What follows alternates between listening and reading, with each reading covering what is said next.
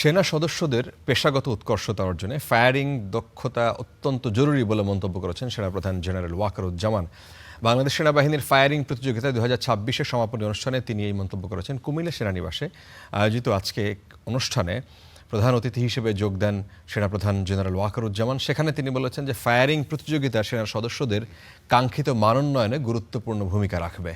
প্রতিযোগিতায় 17 পদাতিক division champion এবং para commando brigade runner up হওয়ার গৌরব অর্জন করে।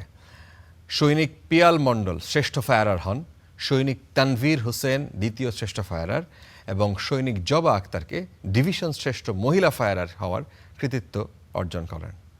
আমাদের যে প্রধান কাজ ক্যান্টনমেন্টে ফেরত এসে প্রশিক্ষণ করা, যুদ্ধের জন্য প্রস্তুতি, আমাদের নিজস্ব যেই পদ্ধতি আছে, নিজস্ব ওয়ে আছে, সেগুলোতে আস্তে আস্তে আমাদের শুরু করতে হবে।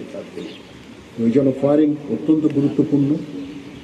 আমরা এতদিন ফায়ারিং সেভাবে করতে পারিনি, এখন ফায়ারিং কম্পিটিশন হলো।